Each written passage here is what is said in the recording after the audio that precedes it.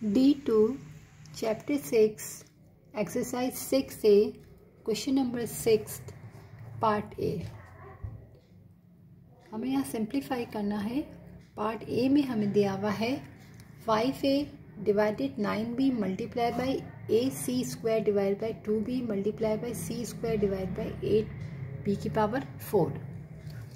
हमारे पास तीनों मल्टीप्लाई में है। हम देख लेते हैं कि यहाँ पर कोई ऐसी चीज़ है जो कैंसिल हो रही हो, जैसे कि न्यूमिनेटर में और डिनोमिनेटर में कोई ऐसा हो जो एक टेबल से कट हो रहा हो। तो यहाँ पर 5 है, यहाँ पर 9 है, 2 है और 8 है। तो 5 9 से भी नहीं कटेगा, 2 से भी नहीं और 8 से भी नहीं। और जो वेरिएबल्स है तो उसमें हमारे पास यहाँ a है, तो जो डिनोमिनेटर में तो हमारे पास सब b है। तो यहाँ पर कोई भी चीज़ कैंसिल नहीं हो रही है, तो हम क्या करेंगे, सिंपल सबको आपस में मल्टीप्लाई कर देंगे।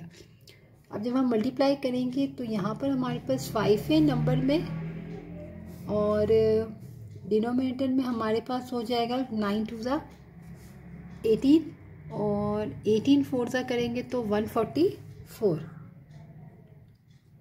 और वेरिएबल्स में हमारे पास है यहाँ पर एक a यहाँ है, एक a हमारे पास यहाँ है। तो a की पावर हमारे पास हो जाएगी स्क्वायर, क्योंकि एक a हमारे पास यहाँ है, एक यहाँ है।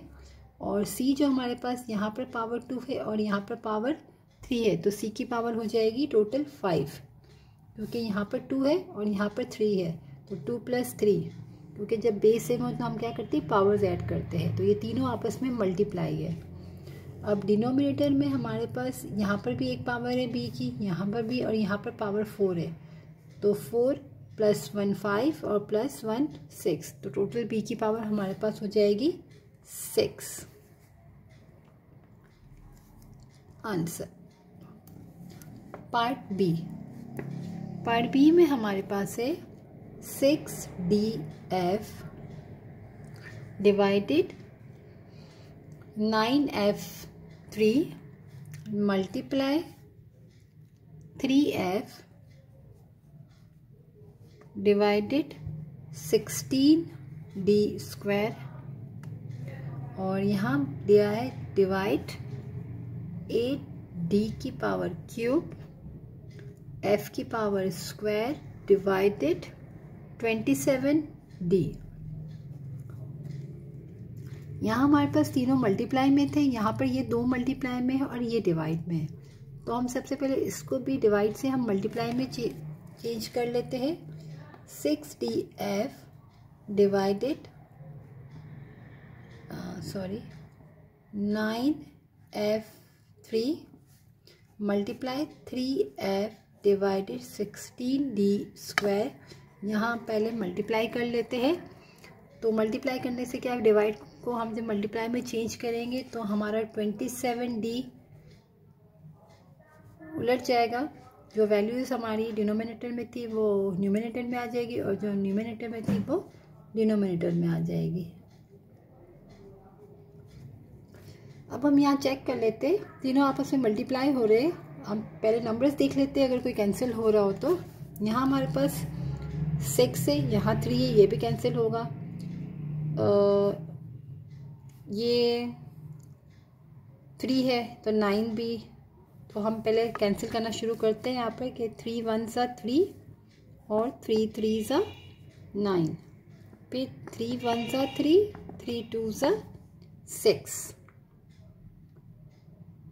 तो हमारे पास यहाँ बचा नंबर्स में, यहाँ 2 है और यहाँ पर भी 8 है। तो हम 2 1 ज़ा 2 और 2 4 ज़ा 8। तो ऊपर हमारे पास बचा है 27 डिवाइडेड,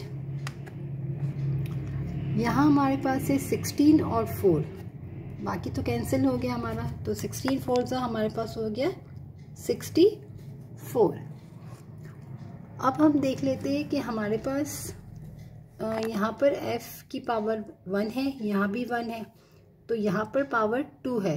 तो ये f और ये f इससे कैंसिल हो गया। यहाँ पर 2 f थे और यहाँ पर भी 2 थे, तो हमने ये एक और एक ये दोनों यहाँ से कैंसिल कर दिए। अब हम देख लेते हैं, यहाँ पर हमारे पास d है 1 और एक d हमारे पास यहाँ है, तो ये d और ये d इस d से हम कैंसिल कर देते हैं क्योंकि पावर 2 थी। अब हम चेक करते हैं हमारे पास वेरिएबल में क्या क्या चीज़ें रह गई है। तो यहाँ पर सब कैंसिल हो गया, यहाँ भी कैंसिल हो गया और यहाँ पे 27 था वो हमने लिख दिया। तो यहाँ तो कोई वेरिएबल नहीं बचा। अब डिनोमिनेटर में हम देख लेते हैं, यहाँ f की पावर 3 है और d की पावर भी 3 है, तो d की पावर 3 भी हमारे पास है और f की पावर भी 3। तो ये हमारा आंसर आ जाएगा 27 डिवाइड बाय 64, d की पावर क्यूब और f की पावर भी क्यूब आंसर। क्योंकि यहाँ पर पहले डिवाइड में था तो इसको हमने पहले मल्टीप्लाई में चेंज कर लिया, फिर हमने यहाँ पर देख लिया कि कौन कौन सा एक ही टेबल में कैंसिल हो रहा है और कौन कौन से वेरिएबल्स भी ऐसे हैं जो हमारे कैंसिल हो रहे हैं, और फिर जो जो चीज़ें रह जाएगी इसको हम मल्टीप्लाई करके एक साथ लिख देंगे।